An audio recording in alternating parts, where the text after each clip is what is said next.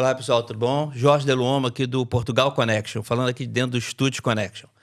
Hoje eu estou trazendo aqui para vocês, na casa aqui de vocês, primeiro eu estou trazendo o seguinte, uma camisa, né? Vocês vão entender por que daqui a pouco, olha. Bacon, tá vendo? Na verdade é bário, cobalto e nitrogênio, ok? Isso, se vocês não fugiram da escola, vocês sabem o que significa isso, né? Então, nós vamos conversar com um PhD, não é sempre que a gente recebe um pós-doc aqui, tá? Que é o Marcos Eblin. Ele é um representante ferrenho do criacionismo, né? E do design inteligente. Então, com ele, nós estamos trazendo também aqui o Marcelo, do Veritas Libera. Quer dizer o quê? A verdade liberta. Certo, Marcelo? Isso aí. Então, deixando aqui a palavra aqui com o Marcos, e pedir, Marcos, você dá uma apresentada aqui. Muito obrigado, primeiro, por você estar aqui, tá, com a gente, ter disponibilizado aí o seu tempo para estar aqui com a gente. E ia pedir para você falar um pouquinho, apresentar um pouquinho você. Vamos esquecer um pouquinho aqui o criacionismo, né? Um pouquinho aqui o design inteligente. E apresenta quem é o Marcos, né? O que você fez na tua vida, família, teus trabalhos e, né, tudo que você faz assim, a nível de trabalho e de esporte. Você pode falar o que você quiser sobre você. Claro, Jorge. Primeiro, é um privilégio imenso estar aqui nesse podcast, falando para todos vocês, principalmente discutindo a questão maior. O criacionismo e o design inteligente discute quem somos. Será que somos amebas evoluídas? Será que viemos de uma sopa ácida escaldante venenosa? Será que o universo foi formado numa grande explosão pelo nada que pegou nada para nada e formou tudo? Por flutuações quânticas que no nada nem poderiam agir? Ou será que, a propósito, fomos feitos por design inteligente? Alguém nos fez porque quis fazer? Essa é a grande questão. Acho que faz toda a diferença na nossa vida. Sabemos se somos amebas evoluídas ou se somos seres feitos à imagem e semelhança de um ser ainda maior. Eu não gostaria de ser uma ameba desenvolvida, cara. Acho que ninguém, né? Quando a gente percebe que a gente é uma ameba evoluída, a nossa vida fica meio sem graça, né? Eu acho. E nosso destino final é a aniquilação. Para que estamos aqui, então? E, primeiro, então, esse é um grande privilégio de a gente falar dessa questão maior, né, Jorge? Segundo, quem é o Marcos Eberlin? O Marcos Eberlin é um brasileiro, nascido em Campinas, São Paulo. Não é interior do estado de São Paulo, viu, Jorge? Não sei se você sabe, Marcelo, Campinas é a zona de transição, né, entre a capital e o interior. Moro hoje em São Paulo, sou professor da Universidade Presbiteriana Mackenzie, a melhor do Brasil, sem dúvida nenhuma. Obviamente sou suspeito para falar, porque sou professor lá. Sou professor, sou gerente de pesquisa, desenvolvimento e inovação do MacGraph, olha só. É um instituto de tecnologia e nanomateriais. Sou também escritor, escrevi 3 livros, estou escrevendo o 4º, Fomos Planejados, Antevidência, Duelo Científico do Século, que discute as nossas origens. Sou também pesquisador, tenho um laboratório, trabalho na área de espectrometria de massas. Na universidade? Na universidade. Tem um MacMass, um laboratório que investiga a vida do ponto de vista molecular. A gente tem trabalhos de evolução química, mas também tem aplicações de técnicas de espectrometria de massas em prognósticos e diagnósticos de patologias diversas, câncer, Papa Nicolau. E, além de professor, pesquisador, escritor, sou um ferrenho defensor da teoria do design inteligente. Sou presidente da Sociedade Brasileira do Design Inteligente, uma sociedade que cresce assim, exponencialmente no Brasil. O design inteligente também cresce exponencialmente no mundo.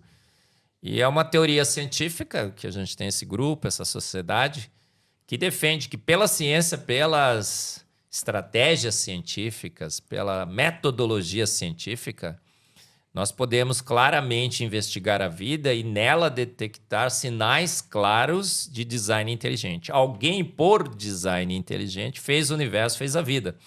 Não foram forças naturais, foi um ser inteligente que arranjo, que arranjou inteligentemente o universo e a vida para que eles pudessem funcionar. E esses sinais de design, a teoria advoga, estão por todos os cantos e todos os lugares, na química, na biologia, na física, na cosmologia, e que hoje estamos forçados a concluir, porque as evidências são fortes demais, que o que Darwin um dia propôs estava errado. Obviamente, toda teoria científica está sendo avaliada, está em investigação, e a gente continua investigando as propostas de Darwin e percebeu que ele errou, e errou feio. Em todas as suas propostas em relação à vida. E que isso é normal em ciência, obviamente, que a gente tem hoje uma melhor teoria. Foi por design inteligente que a vida surgiu. Mas qual seria... passa para o pessoal que está assistindo a gente, qual é a diferença entre o design inteligente e o criacionismo? São dois termos, né? Sim. E aí o pessoal que está assistindo a gente fala assim, ó, criacionismo, design inteligente e tal. O que é uma coisa e o que é outra, fundamentalmente? Olha, elas se confundem nas suas implicações, as duas teorias, né? O criacionismo e o design inteligente. Mas o design inteligente é totalmente oposto ao criacionismo, na medida em que ele não é uma interpretação, por exemplo, de um livro sagrado, a Bíblia. O criacionismo tem várias vertentes, né, Jorge? Mas vamos falar do criacionismo bíblico, que acho que todo mundo conhece. Ele bebe na palavra de Deus. Ele vai lá e lê os escritos bíblicos, começa dizendo, no princípio criou Deus os céus e a terra. Façamos o homem à nossa imagem e semelhança. E ele percebe, então, pelos escritos da palavra de Deus, que nós fomos feitos por um ser inteligente. A Bíblia é digna de confiança? O criacionismo diz que sim, porque ela sempre ganhou todos os embates com a ciência, nunca perdeu um. Então, eu sabendo que foi um grande Deus, eu vou na ciência e procuro evidências para corroborar essa minha tese. E encontro um monte. Então, esse é o criacionismo bíblico. Tá. Ele parte de um pressuposto bíblico, de que foi um Deus que fez todas as coisas, e procura evidências, porque a própria Bíblia diz, pergunte, porém, aos pássaros dos céus, aos peixes do mar, à terra, quem de todos eles ignora que foi Deus que os fez? Jó 12, de 7 a 9. A fé é o firme fundamento, está sempre prontos a dar razão da sua esperança. Então, o criacionista bíblico vai procurar na ciência essas evidências, as razões para defender a sua esperança. Esperança que não só fomos feitos por esse grande Deus, mas fomos resgatados por ele na cruz. Mas não são todos criacionistas que vão lá na ciência para procurar, ou são? Mas, olha, a gente está falando do ponto de vista de que a gente precisa de razões para entender as coisas. Se a gente precisa de razões, a gente precisa procurar na ciência. Sim, eu acredito piamente nisso, né? Eu sou químico, que nem você, somos colegas, né? Agora... Outro dia estava num debate, o cara falou assim, o Sacani lá no Brasil falou assim que não ia mais debater com a gente, porque a gente só cita versículos bíblicos, 100%. Nós sentamos com ele 10 horas e 45 minutos, só citamos evidências científicas e ele disse que só citamos versículos bíblicos. Eu disse, olha, inclusive, eu acho que você não pode defender a razão da sua esperança, da sua fé, com versículos bíblicos. Você está proibido, a própria Bíblia proíbe. Você tem que dar a razão, você não pode citar versículos bíblicos. Agora, depois que você deu a razão, obviamente, só ficar na razão não serve para nada. Convencer a mente, você tem que convencer o coração. Aí você pode você fazer as implicações filosóficas e teológicas. Então, o criacionismo bíblico, pelo que eu entendo, como eu entendo, Jorge, ele procura razões. Ele não é fé pela fé. Fé pela fé, eu posso crer em duende, fada madrinha, ET, chupacabra, no que eu quiser, certo? Saci pererê. Saci pererê, né? Flutuações quânticas, matéria escura, energia escura, certo? Sim. A nuvem de Oort, que diz que existe, mas ninguém nunca viu, certo? Sim. Não, eu tenho que procurar razões. Eu acho que a fé cristã, inclusive, genuína, não é uma fé pela fé. É uma fé que Jesus, quando fazia os seus milagres, perguntaram para ele por quê? Para que vocês creiam que eu sou o Messias. Ele andou sobre as águas para que a gente cresça que ele era Deus e tinha poder sobre a gravidade. Ele curou, ele ressuscitou para falar, eu tenho poder sobre a morte. Ele quis dar prova. O Tomé, né? Tomé duvidou, ele falou, ó, toca. Toca nas marcas. Então, nós temos uma fé racional e eu acho que o bom cristão bíblico, o criacionista bíblico, procura na ciência evidências. Isso aí é o criacionismo. Tá. Agora, o que é o design inteligente? O design inteligente, Jorge, surgiu em 1993 nos Estados Unidos, o design inteligente moderno, porque versões desde a Grécia já sempre existiram. Eu acho que antes do Big Bang já se falava em design inteligente, né? Ou alguma coisa parecida com isso, né? O Anaxágora, um filósofo grego, já dizia que tinha sido uma mente. Noun, ele chamava N-O-U-N, né? Em grego. Foi uma mente, assim, que ele não definia como um ser, né? Mas alguma inteligência universal que tinha criado todas as coisas. Design inteligente. Então, em 1993, Philip Johnson, em Pajaro Dunes, na Califórnia, chamou um grande congresso, um monte de cientista. Ninguém perguntou se era católico, protestante, budista, espírita. Ciência pura. Tudo cientista, Jorge. Até eu tive o privilégio de participar do evento celebrando 20 anos desse congresso lá nos Estados Unidos. Tá. Aí o Philip Johnson chamou todo mundo e falou, gente, há 150 anos estamos dizendo como cientistas para a humanidade que o darwinismo é a melhor explicação para as nossas origens. Modificações ao longo de muito tempo sofisticaram a vida, porque Darwin nem sequer sabia como a vida tinha surgido, né? Ele achava que era num lago morno, mas ele nem arriscou a dizer. Como sofisticou a vida.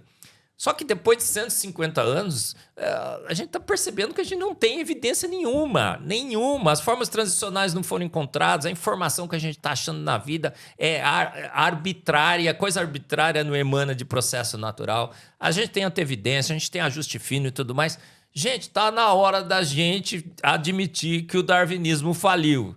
O que a gente vai fazer? Olhou para todo mundo, mais ou menos foi assim. Eu sou amigo de alguns que participaram da reunião, Michael Behe, o Philip Johnson, tem o Paul Nelson. Eles falaram assim, o que a gente vai fazer? Alguém levantou a mão e falou assim, tem a teoria do design inteligente. Muito provavelmente foi uma mente inteligente que nos fez. Temos evidências? O cara, nossa, claro. O Michael Behe disse assim, a complexidade redutível.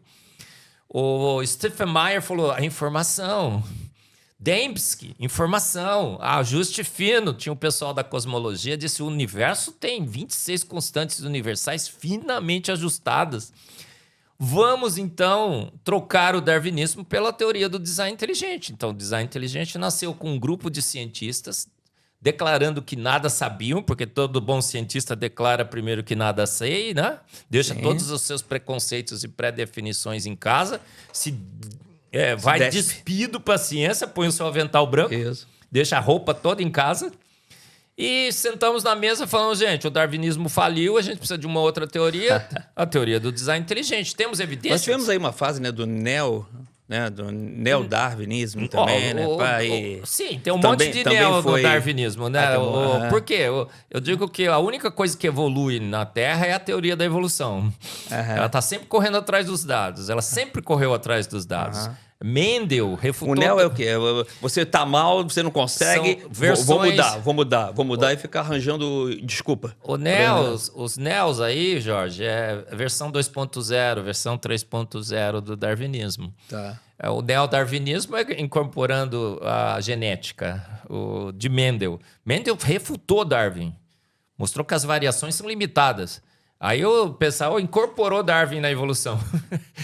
Então eles falaram, o neodarwinismo não tem mais jeito. Em 2016, Jorge, teve um congresso na Inglaterra que a gente do Design Inteligente foi lá, tínhamos 25 representantes dos 350 participantes, todos darwinistas.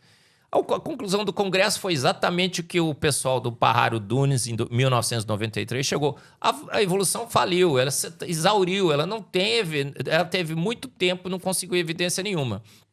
Chegou no final do congresso, o rapaz lá que foi falar em nome do congresso, chegou e falou assim, olha, gente, a gente ficou aqui reunido, a gente viu que realmente a evolução tem grandes problemas, mas a gente não conseguiu encontrar uma outra teoria, porque o design inteligente, para muitos, é inaceitável.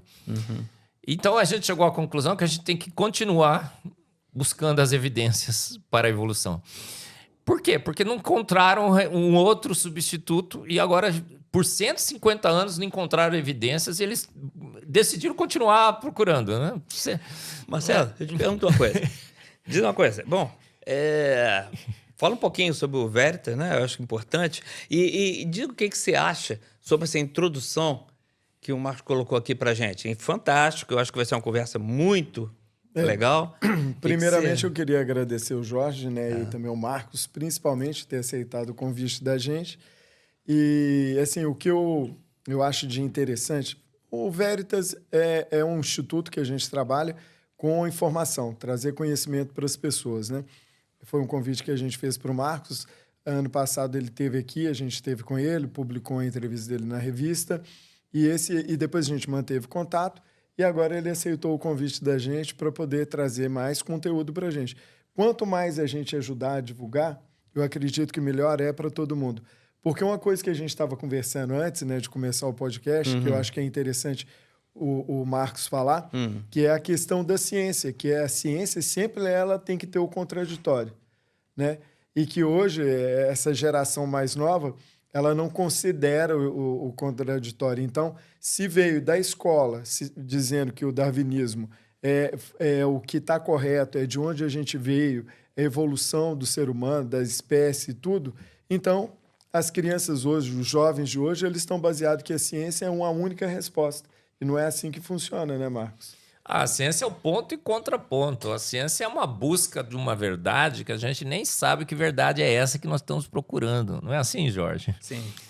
Como que então a gente pode dizer que a gente já encontrou a teoria certa e a busca está encerrada? Impossível isso. A gente nem sabe que se aquela... Nem as leis que a gente já considera como leis, a gente deveria considerar como leis definitivas. A gravidade, de repente existe um jeito de você levitar e a gente não está considerando. Então o cientista só sabe que nada sabe, sabe que suas verdades são provisórias e não são definitivas. E quanto mais oposição eu tiver à minha verdade, melhor, porque ela vai ser refinada no debate. Mas não, hoje em dia, você falar que você é anti-Darwin, você é negacionista. Agora virou o rótulo. Você é negacionista. Sim. É você ser contra a maioria? É contra a maioria ser negacionista. Peraí, gente. A ciência precisa do contraponto. Quando tem maluco falando, eu acho que tá até certo, sabe? Quando você vê assim, um monte de doido, pessoal que não tem Mas autoridade nenhuma. Jorge, agora, como é que é o grupo de vocês, extremamente qualificado, de grandes cientistas, desculpa aí dar uma olhadinha no meu currículo, tá? De grandes cientistas, e mesmo assim nós somos malucos, nós somos negacionistas. O Marcos é um louco. Outro dia um amigo meu me ligou, Marcos, você tá louco, você precisa ver um médico. Eu falei, que médico? Um psicólogo? Não, um psiquiatra, você precisa se tratar. Olha só, então essa ciência que nós vivemos hoje. Não, independente da qualificação do cientista, se ele for contra um paradigma científico, ele é negacionista, ele é louco, ele é maluco, ele não fala de ciência. Aí agora a Academia Brasileira de Ciência acaba de lançar um livro, a gente estava falando aqui, A Evolução é Fato. Por quê? Porque eles perceberam que a evolução não é fato. E eles precisam construir a narrativa, a retórica de que é fato mesmo. E lançaram um livro totalmente anticientífico. O que é fato em ciência, Jorge? Nada é fato. São verdades provisórias. A gente sabe que se você pega um livro de 100 anos atrás, praticamente tudo que está escrito lá já foi revisto e já foi reformado. É uma procura constante pela verdade, a gente só sabe que nada sabe, a gente está zigue-zagueando em direção à verdade. E quanto mais oposição existir de gente qualificada, concordo com você, precisa ser. Não pode ser um youtuber qualquer que abriu um canal. Chega lá e começa a falar um monte. Mas olha, eu falei assim, eu vou entrevistar o Marcos. Que Marco? Marco Eberle. Ele falou, ih, cuidado, o cara é maluco. Aí eu falei, eu tô vendo, é maluco mesmo. Você já viu o currículo dele, o que ele tá falando? Isso é mais importante do que você tá falando. E é maluco porque tá indo contra a maioria, talvez. Não, mas né? o importante que eu vejo disso tudo é o seguinte, por que você e a equipe que trabalha com você aceita o contraditório. E o lado contrário não aceita. Qual é o objetivo deles? Aonde eles querem chegar? Somos grandes cientistas das mais diferentes áreas. Na Sociedade Brasileira do Design Inteligente, que eu sou presidente, somos mais de 3 mil membros. A imensa maioria de cientistas qualificados, gente formada em biologia, no química. mundo todo. No mundo inteiro. O Michael Behe é um biólogo de uma universidade americana. Nós temos o Stephen Meyer, um filósofo da ciência. Aqui no Brasil, nós temos o professor Kelson Mota, ali no Brasil, né? Lá no Brasil. Desculpa aí, gente. Lá no Brasil. Temos o professor Kelson Mota, da Universidade de Manaus. Sei. Nós temos grandes cientistas na teoria do design inteligente que querem o quê? Querem apenas fazer ciência. A gente só quer fazer ciência. A gente quer dar o contraponto a uma teoria e a gente quer mostrar que a ciência não pode fechar com dogmas, senão vira religião, porque a Ciência é Fato é um livro religioso. Obviamente que é. Lá no lançamento a professora falou, não, aqui é ciência, ciência, ciência. Cada um pode ter a sua religião. Aqui nós estamos falando de ciência. Eu não estava falando de ciência. Obviamente que não, ela estava falando de um dogma. O dogma naturalista, Darwin é absoluto. Até um professor foi lá e cantou uma música. Mas por que Somos será Darwin. Por que eles insistem tanto? Tem algum propósito por trás disso? O que aconteceu? Não, cara, insistir, às vezes a pessoa está defendendo sua posição, pode até insistir, né? Agora, você respeitar, né? O outro. Não, mas veja bem, é porque assim, tem uma lógica por trás disso que o Marcos está falando. Se, por exemplo, eu sou uma pessoa racional e aí vejo que uma coisa tem lógica, eu vou pesquisar aquilo que tem lógica também. Eu não vou contradizer aquilo que pode ter lógica. Eu vou, no mínimo, ter contra-argumentos sobre aquela hipótese ou sobre aquela teoria e aí vou debater sobre ela, buscando entender sobre Marcelo, ela. aí O que é uma eu coisa... tenho visto através dos podcasts que eu vejo do Marcos é que eles nem estudam o assunto que ele está falando. Mas essa é uma coisa que eu vou depois dar uma apertada aqui assim no Bora. Marcos. Porque eu vou querer saber dele o seguinte, olha, te aperta mesmo, viu? Porque eu vou falar, tá? Porque eu vou falar o seguinte, poxa, Você é darwinista, cientista então, feito Jorge? para ser apertado, né, Jorge? O que a Cientista academia... que não aguenta um bom aperto, espirra para um lado, não tem certeza da sua teoria. Né? E tem que ser bom, tá assim, tem que ser corajoso, né? Querer você claro. tá sendo. Era mais fácil você aceitar o seguinte, olha, eu concordo muito mais com essa... fácil, não era? Ser darwinista? Sim. Eu já tinha ganhado mais prêmios, eu tinha mais... Ainda ia sair assim, ó, porque, né? Claro. Patrocínio para poder fazer as pesquisas. Não teria, no lançamento do livro, explicitamente citar o meu nome, dizendo assim, precisamos cortar as verbas do professor Marcos Eberlin para ele não pesquisar mais. Sei. Como é que pode acadêmicos que estão à procura da verdade cortar verbas de alguém que está querendo encontrar a verdade e fazendo o contraposto a uma teoria que, se for boa, se for forte, se manterá em pé. Se for fraca, que caia. Exatamente, não é assim? Exatamente. Então, por que eles não querem abrir mão Porque, assim, em 1859, Darwin deu racionalidade ao ateísmo. A disputa no final é religiosa. Isso que eu queria chegar nesse ponto. O pior que no final a disputa é religiosa, ela não é científica. Darwin deu racionalidade ao ateísmo. E aí tiraram Deus da ciência. A ciência que foi feita por homens que criam em Deus. As principais universidades foram criadas por homens que criam em Deus. Os principais prêmios da ciência, os ganhadores de prêmio Nobel, todos homens que criam em Deus, 90%, ô Jorge. Tudo girava em torno da percepção de que havia um Deus e que a ciência era feita para você entender melhor a criação de Deus. Mas em 1859, Darwin, com a sua teoria, tira Deus da jogada. Agora nós podemos explicar também por matéria, energia, espaço e tempo, só com materialismo.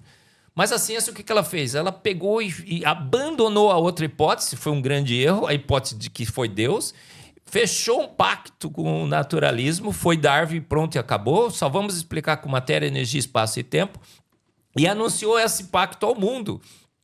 Deus não tem mais lugar aqui, não pode nem colocar mais o seu pezinho na porta, eles falaram isso, e agora nós vamos explicar tudo com matéria, energia, espaço e tempo. E a gente falou assim, o Big Bang explicou o universo, o darwinismo explicou a vida. E é mais lei do que a lei da gravidade. Elliot Schwartzman escreveu um artigo na Folha outro dia dizendo que a evolução é mais lei do que a lei da gravidade. Pode um negócio desse? Não pode. Cientista não pode falar uma coisa dessa. Agora... Olha aqui, ó. Caiu. Agora eu falei assim, eu nunca joguei um Ancestral Silmio pra cima e caiu homens e chimpanzés. Então, tem lei que pode ser tratada sobre eventos que ocorreram no passado, a ciência do passado. Então, nós temos que admitir que houve esse pacto. A gente prometeu um produto sensacional, explicar tudo com matéria, energia, espaço e tempo. Execramos os criacionistas, todo mundo que cria em Deus, é tudo negacionista, maluco, beleza? E agora que a gente está percebendo que a nossa teoria faliu, o que acontece com o cientista? Cientista não gosta de admitir que está errado. Gosta? Não gosta. Como é que um cientista vai chegar, vai encarar a câmera e falar assim, gente, erramos, aquele compromisso que a gente fez com o naturalismo estava errado, e parece que há um pezinho que pode ser colocado na porta. Deus, o problema é esse. Mas pergunta uma coisa, olha só, a academia, né, vinha sempre por esse caminho da evolução. A academia foi sempre crescida nisso, né? Então, eu acho que deve haver muito impedimento da própria academia para que as coisas apareçam. Eu vejo aí um grande problema para ter aceitação. A própria academia mesmo fechando as portas para a coisa não aparecer. Em 1959, cria-se um clube, o Clube X. Huxley, que é o bulldog de Darwin, funda esse clube. Nós tínhamos lá os grandes cientistas. Eles começam a dar prêmios para os evolucionistas. Eles começam a regular todas as disciplinas e os currículos das disciplinas para que ensinassem Darwin.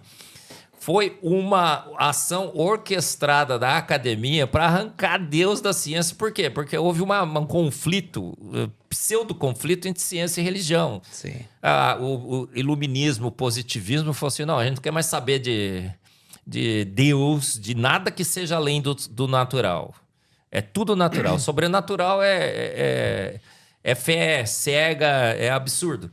E aí a gente foi institucionalizando na academia uma visão naturalista ateia do mundo e foi propagando para o mundo que a gente tinha descoberto mesmo todas as verdades. E que qualquer um que faça alusão ao sobrenatural é negacionista, é louco, maluco. O Dawkins disse que é insano. Estúpido e insano. Qualquer um que não acredite em Darwin. Agora que a gente percebeu que depois de 150 anos, a nossa teoria, o produto que foi prometido nunca foi entregue e que as esperanças foram muito esperançosas, extremamente esperançosas, e que a gente precisa reavaliar a nossa posição e, pelo menos, admitir o debate, a gente não quer saber, porque a gente domina a mídia, a gente domina a academia, a gente domina o ensino. Isso é que eu vejo. Para que eu vou abrir mão? E evidência zero e mesmo assim continua dominando, né? Se eu domino tudo, se eu tenho o domínio, eu tenho o domínio da palavra, eu tenho o domínio do discurso, eu tenho o domínio do discurso, eu tenho o domínio da palavra, eu tenho o domínio do ensino, eu tenho o domínio da mídia, para que eu vou dizer que eu estou errado? Eu vou continuar. Vou fazer de conta que nada aconteceu. Mas não contavam com a nossa astúcia. Né? O design inteligente apareceu, tá fazendo muito barulho, tá crescendo no mundo inteiro e a gente está divulgando. Na sala de aula a gente não consegue, porque eles dominam a sala de aula. Agora, felizmente, a sala de aula já perdeu o domínio sobre o ensino. Agora, essa informação está para todo mundo lado. Disponível. Por que eles querem controlar a mídia? Por que eles querem controlar a mídia? Agora, uma coisa interessante, Marcos, que eu queria que você falasse aqui para a gente é, quando você começou a fazer seus estudos, há muito tempo atrás, você acreditava no design inteligente? Você acreditava em quê? Eu nasci acreditando em Deus, eu sou terceira geração de batistas, achava que, pela minha professorinha da escola bíblica dominical, Deus tinha feito pronto há 6.000 anos, por 6 dias, pelo poder único e exclusivo da sua palavra. Marcelo, eu entrei na universidade, o professor chegou e falou assim, Marcos, está tudo errado isso daí. Foi a evolução, foi o Big Bang. Eu acreditei. Só que eu não larguei de Deus, eu virei um evolucionista teísta, uma coisa horrorosa, né? Deus guiou a evolução. Estranhíssimo, né? É coisa horrorosa. Né? É o pior dos mundos, né? Misturar Deus com a evolução, você destrói Deus, você destrói a evolução. Porque a evolução não é guiada. É o Gênesis evolucionista. Mas eu virei essa coisa aí, esse esdrúxulo, esse Frankenstein. Eu virei um evolucionista teísta. E por 40 anos, Marcelo, eu dava aula de evolução. Eu dava aula de evolução química nas minhas aulas. Falava que o petróleo, bilhões de anos atrás, tinha se formado, né? Milhões, tá? Eu era um evolucionista teísta. Por quê? Porque eu não estudava a evolução e não estudava a palavra de Deus também, a Bíblia, né? Porque se eu estudasse a Bíblia, eu nunca seria um evolucionista teísta. Tudo bem. Em 2008, a Veja no Brasil... Agora acertei, né? Lá no Brasil, não aqui em Portugal... Ela lançou um artigo de capa lá. Como Darwin venceu a disputa científica sobre as nossas origens. E só os irracionais, malucos, insanos, ainda acreditam na criação. Acreditam em Deus. Eu falei, cara, fiquei incomodado agora, porque eu acredito em Deus. Super interessante, pôs na capa assim, Darwin, o homem que matou Deus. Eu falei, peraí, matou Deus? Não, Deus é imatável. Não, Darwin é amigo de Deus. Aquilo me incomodou tanto, Jorge, que eu falei assim, cara, eu vou estudar esse negócio, eu vou estudar a evolução. Aí eu entrei na internet e achei a teoria do design inteligente. Enésio Almeida Filho, lá tinha um blog desafiando a nomenclatura científica de teoria do design inteligente. Eu falei, Enésio, o que é isso? Cara, é uma teoria que diz que, pelas evidências científicas, você consegue determinar que foi uma mente inteligente que fez, não foi processo aleatório. Cientistas, Enésio, cientistas das mais diferentes posições filosóficas e teológicas. A gente tem tudo quanto é maluco, beleza, aqui de tudo quanto é religião. Tem o pessoal da União do Vegetal, tem o pessoal que é católico, tem o pessoal que é espírita, tem tudo, mas tu cientista aqui. Falei, que legal! Aí eu comecei a estudar a teoria do design inteligente. Gente, aí eu rapidamente me convenci que a evolução tinha falido mesmo. E que todas as indicações eram referentes a uma mente inteligente. O design inteligente não diz quem é essa mente, porque diz que a gente não tem, pela ciência, condições de determinar quem é essa mente. Sim. Agora, mas com filosofia e teologia, é óbvio que a gente conclui que o Deus bíblico é o melhor e o grande candidato para essa mente. Por que então a teoria do design inteligente é tão detestada, Jorge? Porque pela ciência, jogando o jogo da ciência, cientistas das mais diferentes posições filosóficas e teológicas, inclusive muitos ateus entre nós, agnósticos, descobre que foi uma mente inteligente. Quando você joga boa filosofia e boa teologia em cima dessa descoberta, não ciência, não foi nem ciência que descobriu, foi filosofia e teologia. A filosofia é a mãe da ciência, né? A gente tem que dar valor à filosofia e à teologia. A melhor inferência é o Deus bíblico. É uma posição, para muitos acadêmicos, inaceitável. Eles já disseram isso. É uma posição inaceitável. Existe inaceitável em ciências? Não.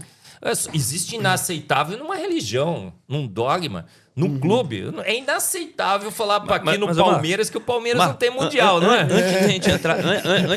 isso é. Não é? Não tem verde. No Corinthians é inaceitável você falar que o Palmeiras tem mundial. Tudo bem. Agora, na ciência, não. Agora, não tem posição inaceitável. Antes do criacionismo, né? Vamos pensar que é assim no design inteligente, né?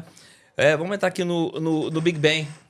Nós falamos sobre o evolucionismo, então vamos entrar no Big Bang, né? Eu queria que você começasse logo por uma coisa básica, que é o seguinte. Vamos falar no Delta G, né? O Delta G, na hora do Big Bang, naquela confusão que o pessoal disse que aconteceu, não tinha nada, tudo sob pressão, de repente ocorre uma grande explosão, e aí começa a formar tudo, né? O que vocês já fizeram, pesquisaram e dizem sobre isso? Olha, energia livre de Gibbs, né? Isso. O Jorge, ΔG é igual a ΔH menos T ΔS. Isso. O que acontece principalmente com o Big Bang? Ele vai contra a segunda lei da termodinâmica. É óbvio que vai. O pessoal fala assim, não, sistema fechado, sistema aberto. Peraí. Desordem não pode criar ordem. Não é uma lei que a gente vai dizer assim, puxa vida, como é que eu vou explicar isso? É uma questão de probabilidades. Eu sempre dou o exemplo de um quarto de adolescente. Você já teve experiência com adolescentes? Sim, Eu tenho 2 lá em casa, né? Eles chegam, vão jogando as coisas para tudo quanto é lado. O Nicolas vai pisando em cima da roupa, vai jogando. Tudo tá Você tudo tem que fora vir do atrás, lugar. segura isso, faz outro lugar. Então, para um quarto, existe apenas um arranjo ordenado. Roupas no armário, calças no cabide de calças, camisas no cabide de camisa, o lençol na cama, a fronha e o colchão em cima, tudo direitinho, os sapatos no sapateiro. Agora, quantos arranjos desorganizados existem? Infinitos. Então, é muito mais provável o caos do que a ordem. Agora, um sistema que pega o nada, para nada por nada e pum, cria uma nuvem gasosa em expansão, não pode se organizar. O ΔS proíbe a segunda lei da termodinâmica. Então, é um processo que deveria continuar caótico. Aumentasse a desordem, tudo bem, mas não a ordem. Não é através de uma explosão que vai se organizar tudo, né? Uma nuvem gasosa em expansão. Aí vamos entrar na química, Jorge. Isso. Eu sei disso. Gases ocupam todo o volume do recipiente em que estão contidos. Todo mundo sabe disso. Eu dou aula de estados da matéria.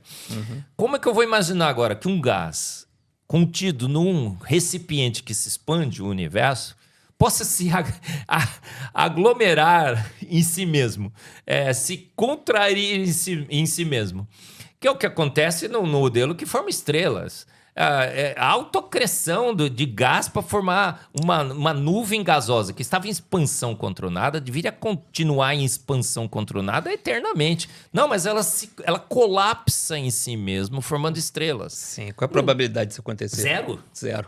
Mas também Tem leis que proíbem. Se houve o Big Bang, também alguma coisa precedeu a existência de algo para que aí ele o que acontecesse. deu a origem ao Big Bang? O Sacani lá no programa disse que foram flutuações quânticas. O Jorge é físico, sabe que flutuações quânticas só agem no vácuo quântico. O vácuo quântico não é um nada absoluto, é um vácuo quântico, dá até para definir o que é. Como é que você pode crer que flutuações quânticas agiram no nada? O nada é um nada absoluto. Os filósofos gregos, grandes sábios da humanidade, sentaram e já chegaram à conclusão que o nada cria. É impossível ao nada criar alguma coisa, porque o nada não é nada. É nada, é um nada absoluto. Não tem nada no nada. Então não existia nada. E agora eles creem que no nada flutuações quânticas criaram tudo. E aí aquela nuvem gasosa de expansão se colapsa em si mesma. Impossível. Na simulação eu coloco o gás lá e ele colapsa e forma estrela. Claro, o computador aceita tudo. O Sacani disse que uma simulação de computador explicou como a Lua se forma. Não, para que uma simulação de computador forme-se uma estrela, você tem que colocar uma quantidade imensa de gás ali sobre alta pressão, para que a gravidade cause o colapso. É colapso gravitacional. O Jorge sabe que é físico, né? É bom. Sabe que eu sou químico, mas eu estudei muita física. Eu sou químico. Você é químico? Por que alguém... Eu estava achando que você era físico. Falaram mesmo. Que a Tânia falou que você era físico. A gente acaba sabendo... A gente acaba estudando física pra culpa caramba. É culpa dela. Não, a gente acaba estudando física e fisicoquímica pra caramba. Então, química sabe física, certo? Eu fiz 5 fisicoquímicas. Sim, eu também. E 3 físicas. No meu curso porque eu falo que o Marcos não pode falar de cosmologia porque não é físico. A gente estudou muito, né? A gente estuda muita física em química. O colapso gravitacional. Já coloca um gás suficiente naquela simulação para que o colapso gravitacional ocorra, que a gravidade assuma. Mas para que você consiga uma massa de gás atingir o colapso gravitacional, você tem que pegar essa massa de gás e comprimi-la, contra a tendência natural dela dissipar. Aí você vai comprimindo, segurando de todos os lados, porque gás escapa. Você tem que... uma força que agiu em todas... num espaço esférico, tridimensional, foi apertando esse gás até chegar no colapso. Depois do colapso, ela colapsa sim, claro, porque existem estrelas compactadas. Mas quem é que levou aquela massa de gás ao colapso gravitacional? Não existe nenhuma evidência. As estrelas explodem em forma poeira cósmica. Poeira. Que agora agrega em grãozinho... Isso lá na frente. Depois de formar a estrela, depois dela explodir, daí vai formar poeira... Pó cósmico. Que o Neil deGrasse Tyson disse que o pó cósmico agora habita em nós. É a alma do naturalismo. Um grãozinho bate com o outro. Vai sair o modelo da acreção para a formação de planeta Forma um rochoso. grauzão e vai embora. Cola, funde, cola, vai crescendo até Forma formar. Gente, isso não é impossível. A gente sabe que pedrinha batendo com pedrinha estilhaça, espatifa, não cola.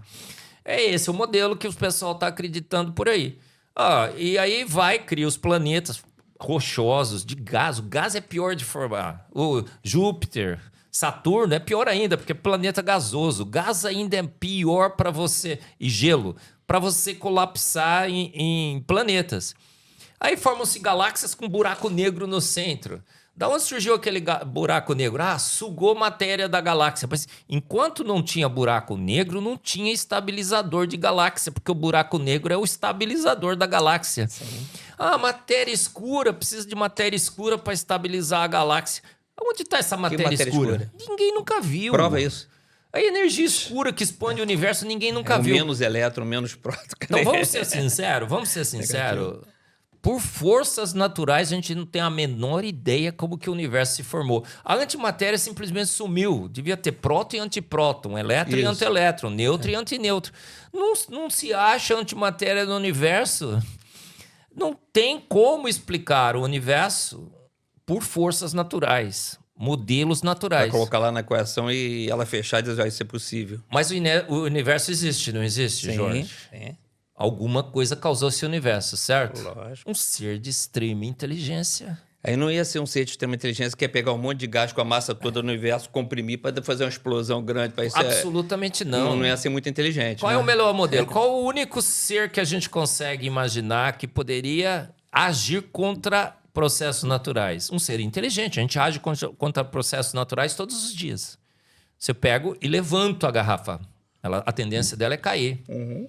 Então eu levanto. Eu sou inteligente. Eu consigo manipular a matéria contra leis naturais para que eu consiga, com o design inteligente, construir máquinas, motores.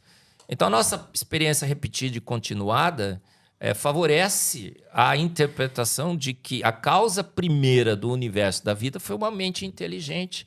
Por isso que o design inteligente cresce tanto. As fotos do James Webb acabaram com o modelo do Big Bang. Quer que eu fale sobre elas? Eu quero, peraí. Matilde, coloca aquela foto do James que eu te pedi aí, James Webb. Essa daí. Você não sabia que eu já tinha aqui pra ti, né? É maravilhosa essa foto.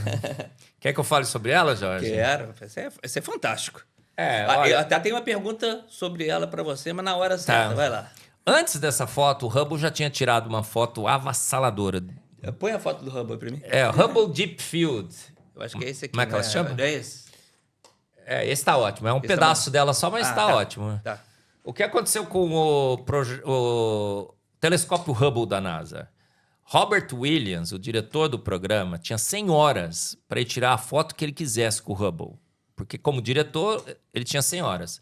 Ele decidiu apontar o Hubble para um ponto escuro do universo e falou assim, fica parado lá, desvia de todas as fontes de luz, que eu quero pegar uma luz que, teoricamente, foi emitida no início do universo, o universo está se expandindo, a luz está querendo chegar, o universo se expande numa velocidade maior do que a luz está demorando para chegar, certo? Sim. A luz está querendo chegar, o universo se expande numa velocidade maior do que a da luz, a luz está sendo Tá tentando atrasada.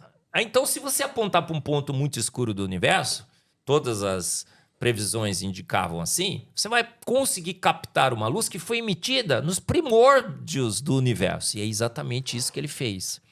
Ele falou assim, sabe o que eu quero fazer com essa foto? Quero provar que o universo, no início, tinha protogaláxias. Coisas em formação, estrelinhas ainda se agrupando e tudo. Tudo que é próton é fake. Protocélula, protogaláxia, tá? A gente descobriu isso no design inteligente. Uhum. As coisas foram feitas prontas. Vida é coisa de profissional, o universo é coisa de profissional. E aí, o que aconteceu com a foto? Era para mostrar o universo, a foto era para mostrar quase nada, porque tirou uma foto da Idade das Trevas, da Era das Trevas. Eu te pergunto uma coisa, isso aí é um desconhecimento meu, tá? Talvez você tenha esse conhecimento. Se você tem lá um telescópio, ele está apontando, ele tem a capacidade dele. Né? Ele aponta para aquele ponto, mas ele vai até um determinado ele tem um limite de ano, distância. né? Tem um determinado ano. Ele conseguia... Como é que ele vai pegar ele lá se ele não tivesse a capacidade de chegar até lá? O que acontece, Jorge? A luz, quando ela vai viajando e o universo vai expandindo, segundo o modelo, ela vai desviando para o vermelho. É o red shift, que eles dizem. Então, o Hubble só pegava luz visível. Então, eles fizeram um cálculo. A luz que poderia ser detectada pelo Hubble seria uma luz que teria sido emitida há 600 milhões de anos depois do Big Bang. 600 milhões de anos. O 13,8 bilhões é praticamente no início do universo. Sim. Na maternidade do universo. Sim. Por isso que depois eles lançaram... ainda que diziam que era negra, então tem nem 600 funcionava. milhões que o Hubble não conseguia... Os primeiros 600 milhões ele não conseguiu detectar. Tá. Então essa foto veio dos 600 milhões. É um pouquinho depois da Idade das Trevas, 300 milhões. Então a gente devia ter lá o quê? Uma estrelinha qualquer, uma protogaláxiazinha qualquer querendo se formar. A foto, esse aqui é um pedaço da foto, mas a foto é bem maior. O que ela mostrou? A foto veio e bingo! Mostrou o universo totalmente estruturado. Recheado de galáxias extremamente massivas, maduras, cheias de estrelas. Todos os elementos químicos já estão lá. Todas as estrelas de todas as diferentes cores já estão lá. Todos os diferentes tipos de galáxias, Jorge. Porque disseram que a galáxia começava com... Pela física é impossível. Impossível, claro que é. Não dá. A elíptica, esférica, espiral, esférica, elíptica, redondinha, né? O modelo de evolução das galáxias de Hubble. Não, as galáxias, todos os tipos já estavam lá. Os elementos já estavam lá, até o ferro. Água detectaram. Ou seja, a foto do Hubble, que era para mostrar um universo em formação, mostrou um universo exatamente igual ao universo que nós vemos hoje. Exatamente igual. Igual, você diz, a Em nível termos de composição, de composição, né? de galáxias, Sim, de elementos, mas de design, de cores. estrutura, não. Estruturas iguais. Os mesmos tipos de galáxias que nós vemos hoje, vimos no início do universo. Qual é a grande conclusão? O universo é jovem, porque ele não teve tempo de envelhecer e foi feito pronto. O universo é jovem e foi feito pronto. Um professor da Universidade de Yale, eu sempre mostro o slide dele, disse o seguinte: rapaz, olhando as fotos do Hubble, a gente percebe que o universo passou do nada para um universo totalmente estruturado num piscar de olhos. Essa foi a frase que ele usou, um piscar de olhos. Jorge, quando alguma coisa é maravilhosa, imensa, como o nosso universo, 600 sextilhões de estrelas, 20 trilhões de galáxias, 200 bilhões de estrelas em cada uma dessas galáxias, todinho colorido, cheio de elementos químicos, tudo bem estruturado, se forma num piscar de olhos. O que eu tenho que concluir? Um ciclo. Milagre. É um milagre. Só pode ser. Agora, quem é capaz de... Fisicamente impossível. Quem é capaz de fazer milagres? Um ser todo-poderoso, onisciente, onipotente, onipresente. Um ser que tem virtudes além das forças naturais poderia fazer esse milagre, concorda? Concordo, mas veja bem, aí no criacionismo você está falando isso. Existe. Agora, e os teus colegas que também são do design inteligente e que não acreditam em Deus, quem criou isso para eles? Alguns acham que é uma inteligência etérea que permeia o universo. Alguns acham que foram... Eles estão fechados que tem uma inteligência, isso está fechado. Mas eles não batem o martelo no Deus bíblico. Agora eu bato. Por que eu bato? Porque é óbvio demais. Só isso. Eu só lamento a posição deles, porque é óbvio que é o Deus bíblico. Por que a gente é tão detestado? Porque é óbvio que a melhor conclusão, a inferência mais óbvia, racional, sóbria, consistente e coerente é o Deus bíblico. O Deus bíblico diz, eu sou... Ele nem existe, ele é. Ele diz que ele é, ele não existe. Ou seja, ele é atemporal, ele está fora do tempo. Ele é imaterial, ele precisaria ser imaterial, porque ele está fora da segunda lei da termodinâmica. Se ele fosse matéria, ele estaria se degradando, se decompondo, se desorganizando, porque a ordem tende a desordem. Um quarto ordenado tende a um quarto desordenado, largado ao acaso. Se ninguém for lá organizar, ele se desorganiza. E um ser, atemporal, sempre existiu, é todo poderoso. Nenhum efeito pode ser maior que sua causa, concorda? Isso é uma lei óbvia, é a lei de causas e efeitos. Causa e efeito. Então ele deveria ser maior do que todo o universo, de ter energia maior do que toda a energia disponível do universo. E um ser que gosta de beleza, porque o universo é belo. A beleza não faz sentido no processo natural. Por que estruturas belas, como, vamos ver para a Terra agora, as flores, os pássaros, Os tudo? passarinhos coloridos. Para tudo. quê? Para que beleza no universo? O sol lindo, Então né? parece que esse tudo, ser tudo gosta, protegido, né? gosta do que é belo, gosta de charme, de beleza, de simetria. O universo tem simetria, as coisas são simétricas. Então todas as características do universo apontam para um Deus bíblico. Ele mesmo disse que, Paulo disse em Romanos 1:20, porque os atributos invisíveis de Deus, seu eterno poder, a sua divindade, seriam vistos claramente na sua criação. Então eu não tenho outra conclusão. A boa ciência me disse que foi por design inteligente. Totalmente. É uma ciência sem nenhum compromisso com nenhuma posição filosófica ou teológica. É um monte de cientistas das mais diferentes posições. Ateus e agnósticos estão no design inteligente. Essa boa ciência diz que foi uma mente inteligente. Essa boa ciência conseguiu inferir algumas características dessa mente inteligente. Atemporal, imaterial, toda poderosa, que gosta de beleza, que gosta de charme, simetria, sofisticação. Quando eu vou olhar no relato bíblico, Sim. o cara que disse eu sou, ele diz que essas são as características que ele tem. Eu não existo, eu sou. Eu sou imaterial, não sou matéria, sou espírito, Deus é espírito, importa que os adorem em espírito, em verdade. Então, todas as características do Deus bíblico batem com as características que nós determinamos através da investigação do universo da vida pela boa ciência. Diz mais alguma coisa da ciência, tá? Daqui a pouco eu queria que você fizesse uma correlação dessas coisas da ciência com a criação do universo, com Gênesis, né?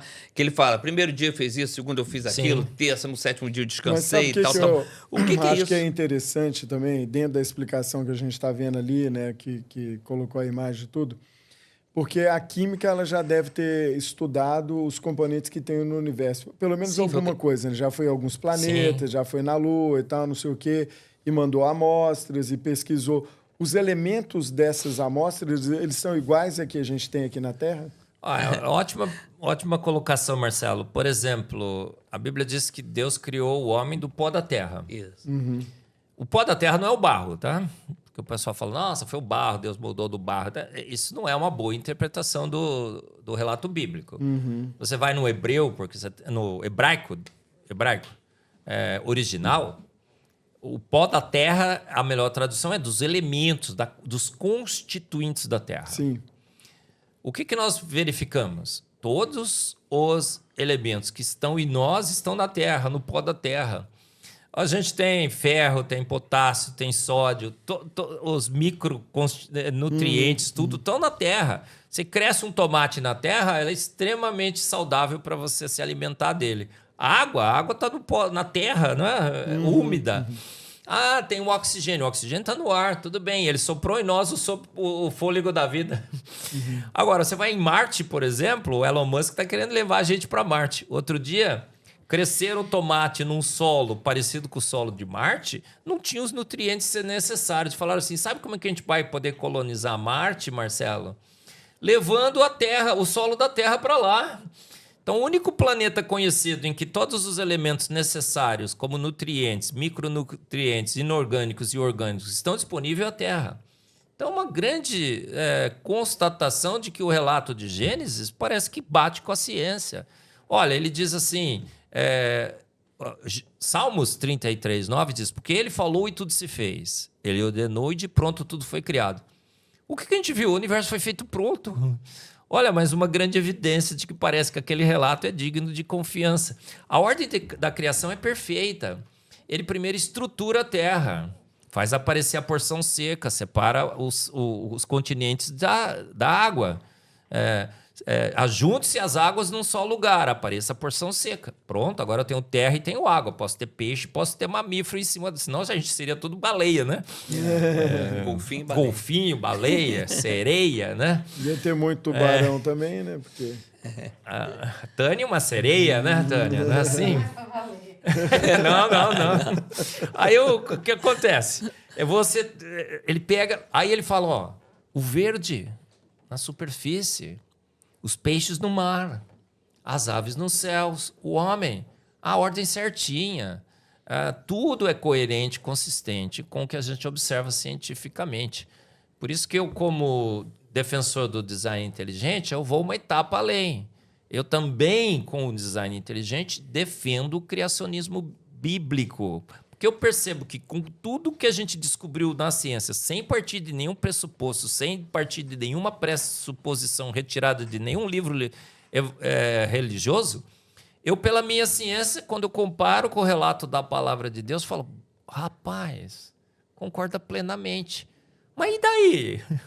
Aí os caras falam assim, nossa, professor, agora com a ciência você vai defender a Bíblia? Eu digo, e daí, gente? E daí? É isso que a gente faz em ciência. Não é, ô Jorge, ciência é a procura da verdade, doa quem doer. A gente tem que, na ciência, estar pronto a seguir os dados e seguir as suas implicações em qualquer ponto que ela nos leve. Uma ciência que diz que uma teoria é inaceitável, é intolerável. O Hubble, quando percebeu que o universo estava se expandindo em todas as direções, sim, e a gente percebia que a expansão era com a mesma velocidade em todas as dimensões, ele falou assim, rapaz, nós estamos no centro do universo. Mas ele disse essa Foi posição... medido isso. E falou assim, claro, a Terra está aqui no centro, está expandindo todo mundo na mesma velocidade. A gente está no centro do universo. Nós somos importantes. A gente está numa posição importante no universo. A gente está na suíte presidencial do universo. Uhum. A Terra é a suíte presidencial do universo. Mais de 1.200 condições únicas que só a Terra tem para acomodar a vida. Tem falado aí de 1 ou 2 planetas que dizem é exatamente igual à Terra, não sei o que lá. Exatamente igual coisíssima nenhuma. Os caras não vão ver, eles não leem, eles não investigam. A gente não lê mais, a gente não lê os artigos, a gente não vai ver as evidências. A gente vai do design inteligente. Tá vendo? Os negacionistas, pseudocientistas, leem os artigos. A gente foi ler os artigos. Outro dia acharam o Kepler 186F. Yeah. Olha, veja só, ali a vida... A Elisa Vargas, da NASA, deu uma entrevista para a Veja no Brasil e falou assim, agora achar vida nesses planetas é uma questão de tempo. Eu falei, Elisa, assim, 2 eternidades você não vai achar.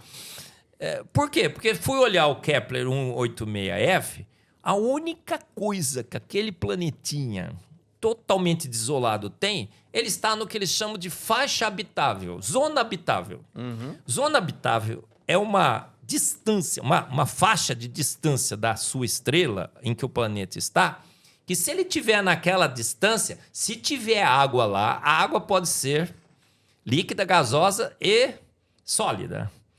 Então tem vida. Aonde há água há vida, Jorge? Não. Aonde há vida, há água, mas você precisa de milhares você precisa da água para a vida, né? De outras condições. Um monte de perfis ali antes nem disso, né? Sabem se lá tem água. Se tiver água, existe a possibilidade de ter vida. Mas você tem que ter um monte de outras condições. E uma probabilidade pequenininha para ver você tem que ter um campo magnético que protege esse planeta do vento solar. Você tem que ter uma camada de ozônio que protege do ultravioleta. Você tem que ter uma biota que possa fixar nitrogênio para as nossas proteínas. Você tem que ter toda uma condição... Você tem que ter um ciclo do carbono, você tem que ter um ciclo do nitrogênio, você tem que ter o ciclo do oxigênio. Impossível. Então, esquece. Não há a menor possibilidade. Todo mundo que está nos ouvindo, o Marcos está fazendo uma previsão aqui baseada no design inteligente. Não há a menor probabilidade de a gente encontrar outro planeta com vida. Por quê? Porque a Terra já é sobrenatural, já é um grande milagre. Não existe nenhuma probabilidade que indique que uma Terra poderia existir. Se você não acredita em Deus, então você acredita o seguinte, teve um milagre aí para ela ser desse jeito. 1.200, como que pode um planeta ter 1.200 condições que a gente já conseguiu medir no design inteligente, mas são muito mais, que só esse planeta tem? Esgota os recursos probabilísticos do universo. O universo, a Terra é um milagre. Você vai pegar água, você pega água, Jorge, vai beber água. Deixa eu beber um pouquinho de água, essa aqui é legal, você vai gostar. Você põe um pouquinho de água aqui, opa. Aí você olha para a água e fala, insípida, inodora e incolor. Você fala, nossa, que água chata, né? Não, é muito bom que ela não tenha gosto. Porque já pensou se ela tivesse um gosto ruim, a gente fosse forçado a tomar água, né? Tem gente que toma água de 15 em 15 minutos, né? Não é? Você vai beber um gosto ruim, um cheiro ruim, uma cor. Já pensou se fosse verde? Nossa, que horroroso, né? Eu sou o mais interessante, né? Não gosto 70% do nosso corpo é composto por água, né? Água. Agora, são só 3 propriedades maravilhosas que a água tem, insípida, inodora. São 74 propriedades físico-químicas únicas que só a água tem. O gelo flutua na água. O gelo é só ela que tem, né? Só a água. Só ela. Ela sobe nos capilares, porque para levar os nutrientes através das plantas, ela evapora nas folhas. Ela é o tampão térmico da terra, ela absorve o calor de dia, elimina a noite. Ela é o solvente quase universal, ainda bem que não dissolve a gente, né? É um solvente quase universal. 74 propriedades físico-químicas únicas, a gente já sabe que a água é milagrosa. Agora, a terra, são mais de 1.200 que a gente consegue catalogar. Então, a água é um milagre, a terra é um milagre ainda maior. Como é que eu vou agora esperar encontrar um outro por processos naturais não guiados? Impossível. Impossível a gente encontrar outra terra. Agora, do ponto de vista teológico, eu olho na palavra de Deus, está escrito assim: os céus são os céus do Senhor. Ele é imenso para manifestar. Os céus proclamam a glória de Deus. O universo anuncia a obra de suas mãos. Agora a Bíblia diz, a terra ele nos deu de presente. Por que a terra tem essas condições? Porque um Deus todo-poderoso, onisciente, onipotente, onipresente, mas generoso e bondoso, quis dar a nós um lar magnífico. A terra é magnífica. Eu não sei se você já assistiu aquele filme Gravidade. Já. Que é a Sandra Bullock fica perdida lá no espaço, né? De repente ela consegue voltar para a Terra, ela beija a Terra, ela se ajoelha assim. Porque o nosso planeta é absurdamente sensacional, protegido com campo magnético, uma atmosfera certinha, nitrogênio, oxigênio, CO2, gás da vida. CO2, gás da vida. Só fala tão mal do CO2, né? Mas estão demonizando o CO2, ô Jorge. Que é isso? Tudo que Deus fez era bom, muito bom. O CO2 é o gás da vida, as plantinhas adoram. O que destrói é a queima do diesel, a queima do petróleo, a poluição. A poluição. Eu, se tivesse que investir em alguma coisa, eu investiria na fusão nuclear, na pesquisa de energia saudável. Concordo plenamente. É a poluição, não é a quantidade de CO2. É a quantidade de CO2. É totalmente enganado isso aí. Mas eu tenho uma pergunta que eu estou curioso aqui, é o seguinte. A gente tem o design inteligente. Eu acho que é super necessário aprofundar nessa pesquisa, principalmente porque ele se baseia também no Evangelho. Moisés, há mais ou menos 1.200, 1.400 anos antes de Cristo, ele escreveu a Gênesis. E como ele escreveu uma coisa que hoje a ciência está conseguindo constatar, a ciência desenvolveu, a tecnologia desenvolveu os equipamentos tecnológicos para poder fazer análise de célula, molécula, elétron, próton e etc. Como que naquela época que não tinha nada disso, um homem escreveu tudo que a gente hoje está conseguindo comprovar? Se não existisse uma inteligência por trás disso tudo, já dando pistas para o que a gente ia descobrir. Como que você vê isso hoje, Marcos? Só uma correçãozinha de leve, Marcelo. O design inteligente não é baseado na Bíblia. Ah, não? Não, de jeito nenhum. Não, na ciência, desculpa, na ciência. Ele é baseado são cientistas das mais diferentes posições filosóficas e teológicas, inclusive ateus e agnósticos. Robert Berlinski é um grande defensor do design inteligente. Ele se declara agnóstico, muito mais ateu do que agnóstico, e defende o design inteligente. Que existe uma inteligência por trás disso. Eu fiz a colocação errada. Mas assim, tem um livro histórico. Sim, eu entendo agora. Entendeu? Só esse... Que você vai fazer a correção para o pessoal entender direito. Entender que não tem pressupostos. Não tem pressupostos religiosos. Mas vai de encontro com uma coisa que escreveu lá há 1.200 anos, 1.400 anos de Cristo. E que já estava querendo dizer que hoje ou até no futuro... Por exemplo, o relato do Gênesis. O pessoal fala assim, descobrimos o épico de Gilgamesh, da escrita dos sumérios lá, muito antes de Moisés. Olha só, Moisés copiou deles. Não, absolutamente não. Não faz o menor sentido. O épico é uma novela, é um conto. Deus brigando com Deus, uma loucura. Tem alguns aspectos do dilúvio bíblico, claro que tem. Tem a pombinha, tem tudo mais. Mas parece que foi só o enredo de fundo de uma grande novela que alguém quis escrever. Um monte de aspectos alegóricos.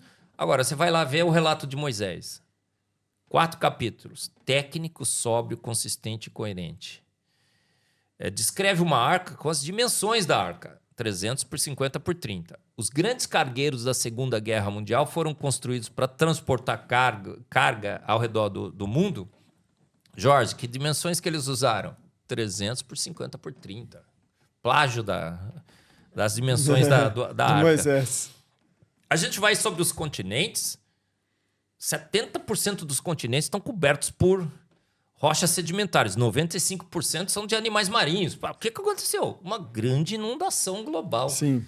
Então, o Moisés foi perfeitamente consistente, técnico, coerente, descrevendo um evento que ele nem sequer testemunhou, mas com precisão absoluta. Por quê? Porque a própria Bíblia diz que toda a Escritura é inspirada por Deus e útil para o ensino. Pô, foi Deus que inspirou. Ele disse, cara... Que agora, a mente inteligente. Deus viu como aconteceu. Inclusive, ele ordenou tudo. Então, ele falou, escreve que foi assim. Marco, voltando para cá. Bora. Diga uma coisa. Opa. Bater uma fotografia. Sim. Tá? Contra fotos não há argumentos, hein, Jorge? Exato. Tá aí a fotografia, né? Sim. Né? Então tá aqui uma... Isso aí realmente tem aquela luz ali que eu acho que aquilo ali não deve ser nada, não. Aquilo deve ser alguma coisa de espelho, alguma coisa assim, um efeito, né? Efeito Mas lá. tá ali. Tá aí a nossa grande casa por aí, né? E diga uma coisa. Existe alguma possibilidade de avaliar o número de anos do Big Bang que foi batida essa foto? Sim. Esta aqui? Sim. Jorge, segundo o modelo do cosmológico padrão, que foi destruído com essa foto, o universo se expande a 13,8 bilhões de anos. Está se expandindo, certo? Segundo o modelo, o redshift acompanha essa expansão, o deslocamento da luz para o vermelho, porque o universo está expandindo, o comprimento de onda também expande junto com o universo. Então a luz vai deslocando para o vermelho, vai ficando com o comprimento de onda maior, menor energia. Então fizeram todas as contas, essa foto aí seria 600 milhões de anos depois do Big Bang. Tá. Certo? Depois o James Webb veio, a NASA não se deu por vencida. Ela falou assim, agora nós vamos lançar um novo telescópio, o James Webb. O que nós vamos fazer? Nós vamos poder botar um detector de infravermelho. Essa é do James Webb. Essa já é do James Webb. Aí eles falaram assim, nós vamos colocar agora um detector de infravermelho. Porque o infravermelho vai pegar uma radiação já mais para o vermelho mesmo. Então eu vou conseguir tirar uma foto ainda mais nos primórdios do universo. Qual era a grande esperança da NASA? Agora nós vamos ver esse universo se formando. Agora a gente vai ver as protogaláxias. Tá. Agora a gente vai ver evidências da Era das Trevas, porque a Era das Trevas precisa acontecer. Tem tanta matéria no universo no início que nem a luz escapa. É como um buraco negro. Agora nós vamos lá na maternidade mesmo. A gente talvez fez as contas um pouco erradas, 600 milhões de anos, o universo poderia até estar pronto. O que aconteceu, Jorge? Veio exatamente igual. Ou seja, o universo é jovem. Tem alguma coisa errada com os cálculos, concorda? Pois é, eu queria te falar. Pelos cálculos daqui, tem que dizer, não, peraí, então tem 600 milhões aqui, mais o tempo do caminho para cá. Há Agora, se tá igualzinho lá, aqui, esses acham que chegar tudo velhinho aqui. Jason Lisle, um grande astrônomo e cosmólogo do design inteligente e criacionista também como eu, porque criacionismo é assim, é uma implicação filosófica e teológica do design inteligente. Tá. Ele falou o seguinte, cara, essa foto mostra que o universo não está em expansão.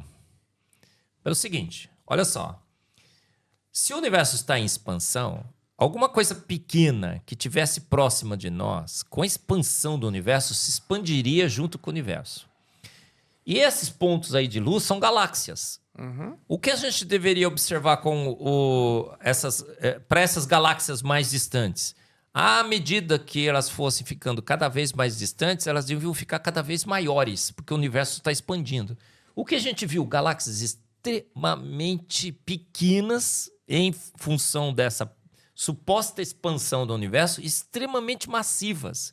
Então, Jason Lisle publicou um artigo muito interessante, eu cito no meu Instagram e tudo mais, Porque a gente lê os artigos, a gente publica os artigos, a gente tem que estudar pra caramba, porque a pressão em cima da gente é imensa. Eu imagino. A gente tem que estudar. Pra gente chegar num podcast, poder encarar a câmera e falar, cara, eu estudo, eu leio, a gente estuda, a gente lê. Além disso, além de falar de ciência, ainda vai ter que falar o seguinte de Deus, né? Tem que falar, mais paulada ainda. Estudar filosofia, eu tenho que estudar filosofia, teologia, tenho que estudar química, física, bioquímica, astronomia, cosmologia, tem que estudar redshift, tem que estudar tudo isso. Porque a defesa é multidisciplinar.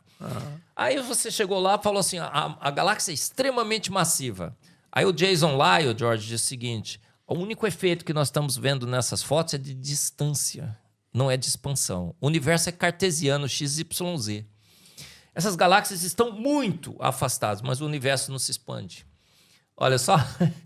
Então, não tem comprovação que o universo está em expansão aqui? Não é calculada a velocidade de distanciamento? Por que a gente chegou à conclusão que o universo estava em expansão? Hubble, percebendo que há um deslocamento para o vermelho, cada vez mais afastada a galáxia, mais a luz se desloca para o vermelho, chegou à conclusão que o universo estava em expansão. É razoável essa interpretação, certo? Sim. Aí foram medir a constante de Hubble, a taxa de expansão do universo. Não bate, cada medida que faz dá um valor diferente. Já tinha uma tensão de Hubble, que é o problema da constante de Hubble, que não é constante. Então tinha já uma grande desconfiança sobre essa expansão do universo. Não está batendo as contas aqui, gente. Entendi. A tensão de Hubble, a constante de Hubble, cada vez que a gente mede de um jeito, dá um valor diferente. Agora, as fotos do James Webb, como nós estamos vendo aqui, mostrando galáxias extremamente massivas e pequenas, é assim, quanto mais longe alguma coisa está, menor ela fica, certo? Sim. É exatamente o que a gente está vendo aí. Quanto mais longe as galáxias estão, menor elas... Está vendo aqueles pontinhos bem pequenininhos? São galáxias muito distantes. Mas elas são extremamente massivas. Por quê? Porque quando estão pequenas, todas as galáxias, todas as estrelas estão aglomeradas lá. Sim. Então, o que a gente percebeu é que essa história de que o universo está em expansão também foi para o espaço. Parece que o universo... buracos negros com tudo ali, né? Os buracos negros estão no início. Sim. E os buracos negros precisariam de bilhões de anos para se alimentar das galáxias para eles crescerem. Sim. Tem buracos negros imensos no início do universo. Galáxias imensas, todinhas estruturadas, tudo bonitinho. Todos os elementos químicos. Lembra da... Você aprendeu isso na aula de química sobre como os elementos foram formados na tabela periódica. A nucleossíntese. Partiu do hidrogênio, formou o hélio, bório, nitrogênio, carbono. Cara, caiu o modelo. Todos os elementos estão lá no início, Jorge. A emissão espectroscópica dos elementos, aquelas bandas características dos elementos, já vem nessa luz. A Terra já estava ali? Não, é que a gente está vendo da Terra, né? Não. No início, obviamente, sim. Pumba. Sim, a Terra já Terra foi formada. Dali, junto com tudo. No princípio, criou Deus os céus e a Terra. Tem crente que é big banguista, um erro crasso. No princípio, criou Deus os céus e a Terra. No Big Bang demora 9,3 bilhões de anos para a Terra se formar, Jorge. Não pode. Ele criou todas essas coisas no início. No segundo dia, ele estruturou, falou, Até nós? Sexto dia. Sexto dia. Segundo dia, ele falou, separa, eu quero pôr gente em cima de continente, para quem não vire tudo sairei baleia. Agora põe verde, olha que coisa linda, as florestas, as árvores. Enche de pássaros, enche de peixes. Peixes maravilhosos, eu falo nas minhas palestras, né?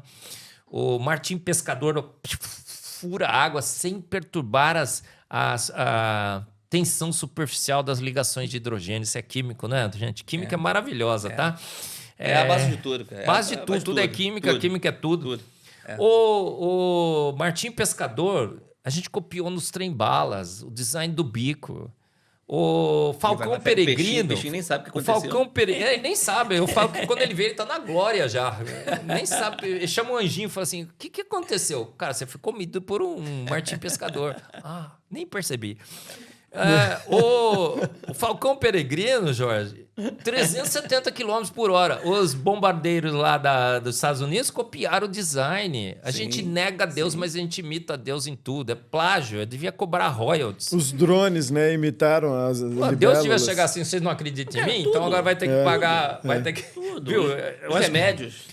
Remédio? Você vai na farmácia... Os, O que tem que foi criado pelo tudo produto natural. Tudo é Ó, cópia. Tudo é- Um terço de produtos naturais que é a gente hacker. só tirou da Só tem natureza e hacker. botou num frasquinho para vender na farmácia. Um terço é inspirado em produto natural. E o outro terço diz que é sintético. Sintético coisa nenhuma. Você vai lá ver a estrutura, é cópia também de coisas da natureza. Então, você entra na farmácia, eu digo que você tem que fazer a oração da farmácia.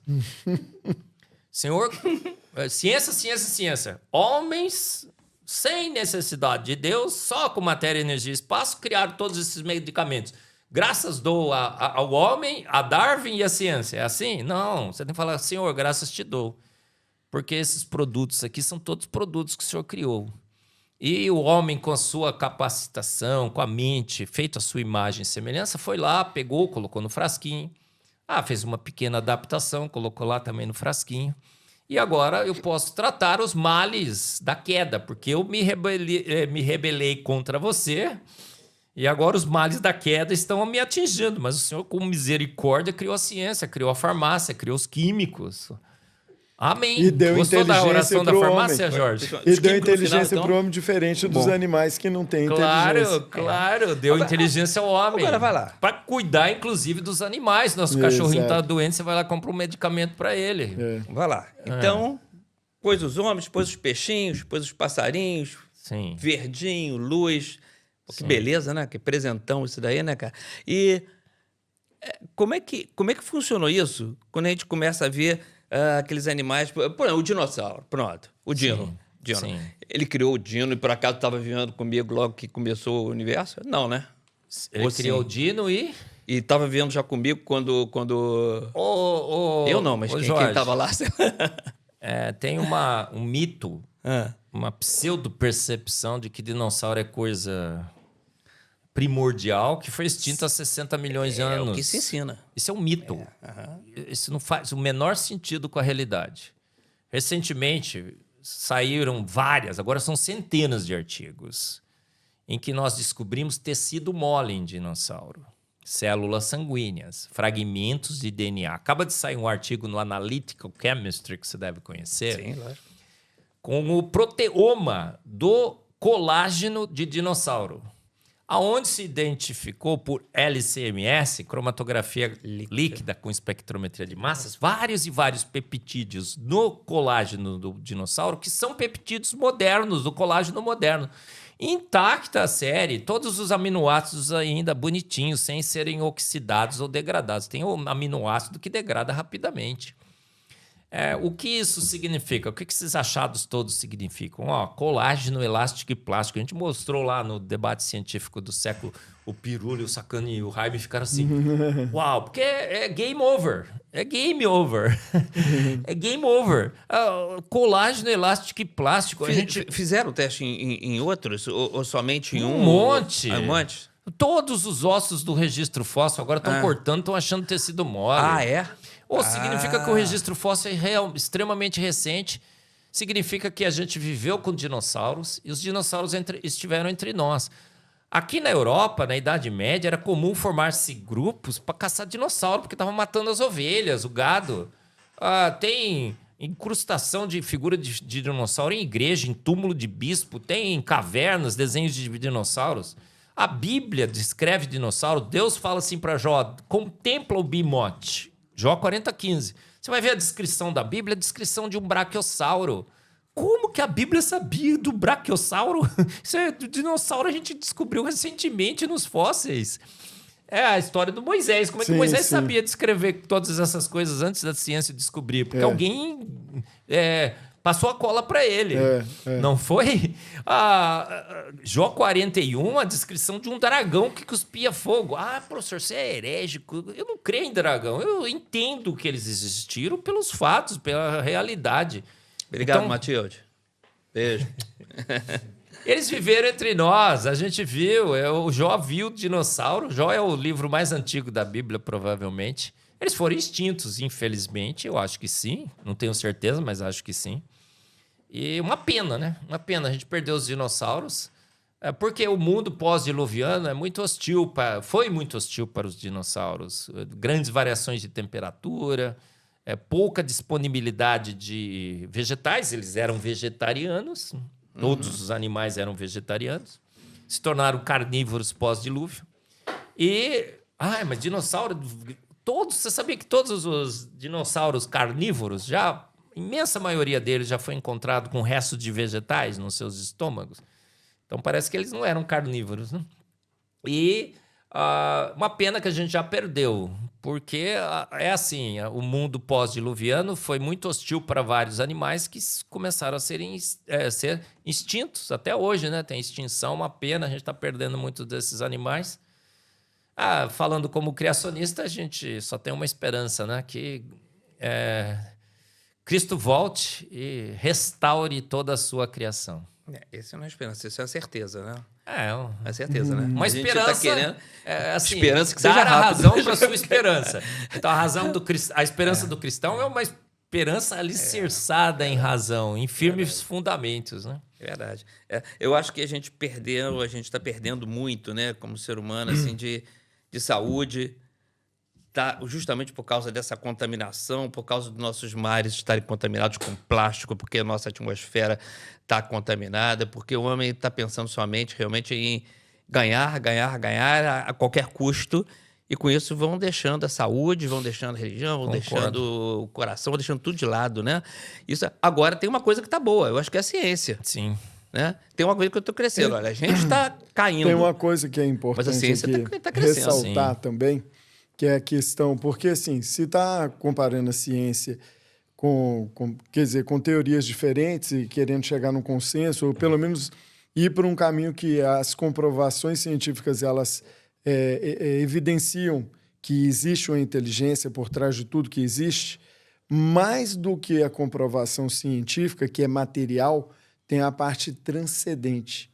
E quando o homem se afasta do transcendente, ou seja, dessa inteligência que está justamente no livro mais antigo da face da Terra, que é o Evangelho, né? Primeiro Moisés, depois Jesus Cristo, e aí os males da Terra não está nem propriamente na ciência, está no homem, que é justamente negar possibilidades da ciência que possam comprovar a existência de Deus, inclusive, porque os fundamentos morais, pelo menos do Ocidente, eles se baseiam no Evangelho. E a sociedade ela se deteriora a partir do momento que se afasta de Deus, que a gente tem experiências ao longo dos séculos, né? A gente tem experimentado isso em várias civilizações. E aí, quando eu te perguntei sobre essa questão mesmo, né? Por que as pessoas ainda insistem, né, principalmente aqueles pseudocientistas que não estudam e querem defender o evolucionismo. E aí você falou que o evolucionismo é o distanciamento de Deus. Se distanciando de Deus, a sociedade ela se corrompe, porque ela afasta dos princípios éticos e morais que o Evangelho traz. Então, Deus deu para a gente a oportunidade de livre-arbítrio de evoluir, não é só cientificamente, que é principalmente moralmente e eticamente. Então, você vê como sendo isso, essas questões do evolucionismo, distanciando o homem de Deus? Olha só, o que a gente aprende no evolucionismo? Somos meras amebas evoluídas. O mundo é um acidente cósmico. A gente, se estragar a Terra, a gente escapa para Marte. E a gente fica arrogante, né? Porque nós somos os únicos inteligentes. Não é assim, né? Por que a gente quer explorar Marte? Por que Elon Musk quer colonizar Marte? Porque acha que vamos estragar a Terra, a gente vai escapar para Marte. Vamos ter uma chance lá de colonizar outro... somos meras amebas evoluídas, então se não está bem a vida, vamos botar fim na vida. Ou tirar a vida é o mal do século. Sim. Não é? Família. Para que família? Para que você quer fazer alguém feliz? A filosofia do mundo é seja feliz. Não, e hoje ainda tem, se eu me sentir uma mulher, eu sou uma mulher. Se eu me sentir um cachorro, então, eu sou um cachorro. Eu vejo assim, a maioria dos males desse mundo vem dessa percepção de que somos amebas evoluídas, nos afastamos de Deus, todos os valores e princípios dessa proximidade de Deus foram abandonados, né, Marcelo? Agora, quando você percebe que há um Deus, que você é criatura desse Deus, em primeiro lugar, em relação à Terra, como o Jorge estava falando, você percebe que a Terra é um presente de Deus e que nós somos mordomos de Deus da criação. Então, você vai cuidar da Terra. não vai poluir a terra com microplásticos, com gases tóxicos, como o Jorge estava falando. Você vai cuidar dos animais, você é mordomo da criação.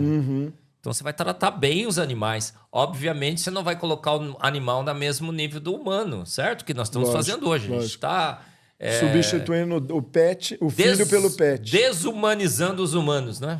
Estamos nos tornando meros mamíferos, né?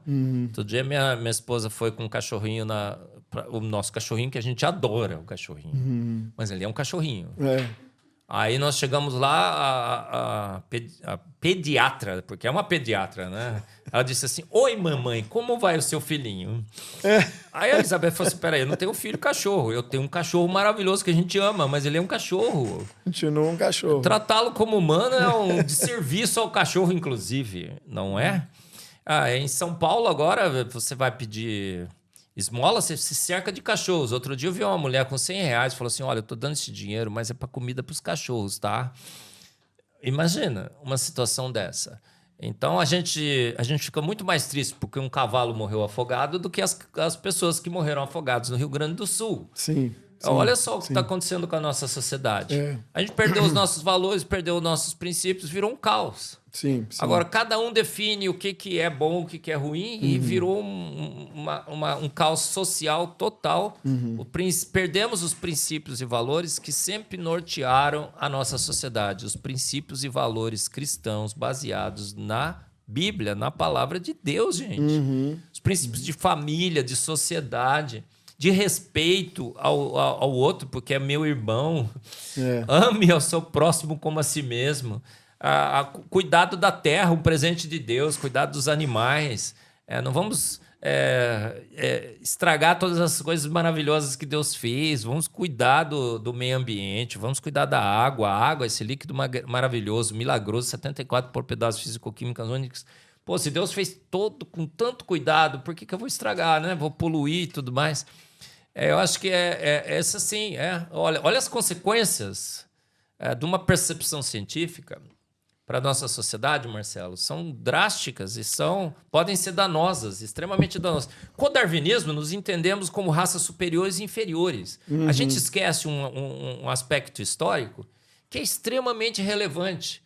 O darwinismo foi a fonte de inspiração do eugenismo. Todos os registros históricos mostram isso. Hitler disse o seguinte: a gente tem que eliminar o mais fraco, gente. A evolução estava eliminando o mais fraco e a gente parou de eliminar.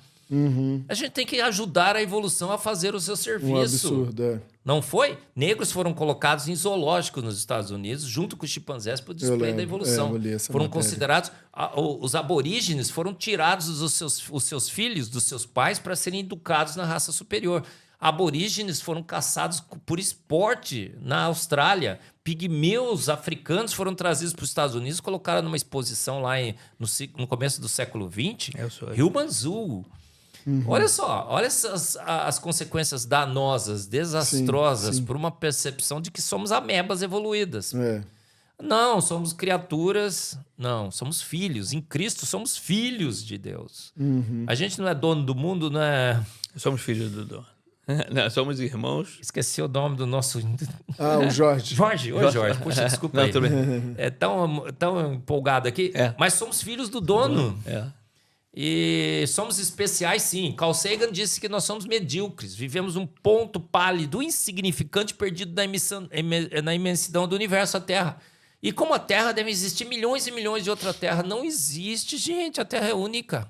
Jamais encontrarão outro exoplaneta aí com as condições que a Terra tem. A Terra já é um milagre, mais do que milagroso. Por que vamos encontrar outro? De jeito nenhum. E a Bíblia diz que só tem essa, né? Sim. Então nós temos... A gente tem que voltar para os nossos bons e velhos valores que nortearam a sociedade até aqui. Senão a gente vai estar perdido. Pessoal, dizer uma coisa para vocês. Se você é um pesquisador, se você é um cientista, se você é alguém que gosta, né, de ciência, né, ou que está preocupado pelo menos com isso, não sou, mas conheço alguém, eu acho que vale muito a pena procurar o que é esse design inteligente, sabe? Ler um pouco. Custa estudar, custa ver. Eu sempre fui darwista, sabe? Sempre tive seguindo ali. Ah, não, o homem... Fui professor. Não, o homem veio do macaco, depois passou lá pelo Homo erectus, depois não sei o que lá, o mídio, chegar até... Cara, sempre ensinei essas coisas, né?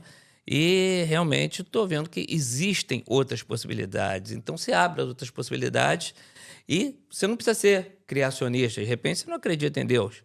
Tá bom, você vai encontrar teu caminho. Você vai encontrar a mente inteligente, então, que desenvolveu isso. Marco, muito obrigado por você ter estado aqui e peço para você deixar um recado aí para o pessoal que está assistindo a gente aí. E te espero assim que possível de volta, tá? Olha, primeiro agradecer o seu tempo, a sua atenção, esses momentos que passamos juntos. A minha intenção é apenas fomentar o debate científico. Acho que todo bom cientista quer o ponto e o contraponto. Eu me recuso a aceitar uma teoria que me dita como verdade absoluta, mais fato do que, mais lei do que a lei da gravidade. Eu vou querer questioná-la, obviamente. E quando eu decidi questionar a evolução, eu percebi que há um candidato extremamente forte para essa teoria, a teoria do design inteligente. E embarquei nessa teoria e quanto mais eu estudo, mais eu me convenço de que ela é a melhor inferência hoje para as nossas origens. Pode ser que amanhã mude, obviamente. Pode ser que eu esteja errado.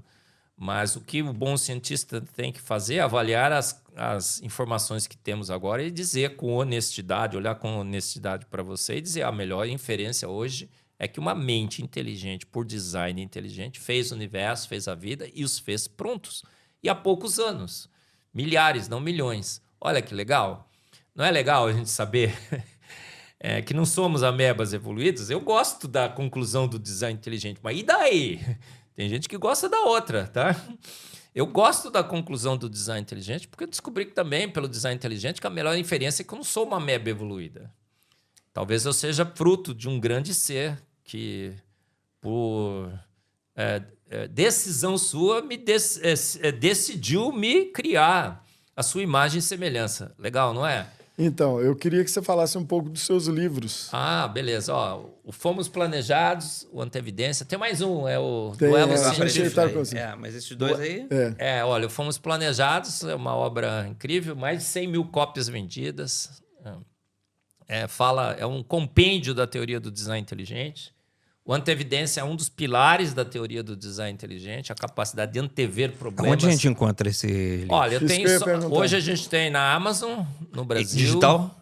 Oi? Tem ele em versão digital na Amazon ou não? Ou só físico? Eu acho que na Plenitude tem. Na Coval Press não tem ainda, que é a nossa editora. Uhum. Você pode também... pedir pela Amazon, acho que No Brasil tem, aqui será que tem? No Brasil tem? Eu acho que talvez tenha na Amazon. A Plenitude no Brasil envia para Portugal. Uhum. Mas a gente lá com aqui o problema pastor é a importação, Niltinho, a gente acabou de fechar um acordo que ele vai abrir uma distribuidora aqui em Portugal. Legal, viu, gente? Legal. Isso é bom. Eu tenho também o Duelo Científico do Século, é aquele laranjinha, isso. É uma coleção de caricaturas que mostram aspectos da teoria do design inteligente de uma forma mais divertida, mais lúdica, assim, principalmente para jovens, para fortalecer as evidências de que eles não são amebas evoluídas, para que eles entendam o debate, participem do debate. A gente não quer doutrinar ninguém, a gente quer apenas apresentar uma possibilidade, o design inteligente. Obviamente, a gente acha que ela é extremamente superior à evolução, mas a decisão é sua, é claro. Então, esses 3 livros, mas a Coval Press, que é a que publica, a gente está com uma lista longa de publicações, que esse ano a gente quer publicar a Coletânea Brasileira do Design Inteligente, os 50 animais mais espetaculares do mundo, a ciência nega, mas imita a Deus. Você trouxe algum exemplar agora? Não, nenhum, porque a minha mala estava tão pequenininha, viu, Marcelo? E eu não queria fazer nenhuma despacho de mala, eu não trouxe. Pessoal, muito obrigado, até a próxima. Espero que vocês tenham gostado e sempre aqui trazendo novas pessoas e novas comunicações para você. Obrigado.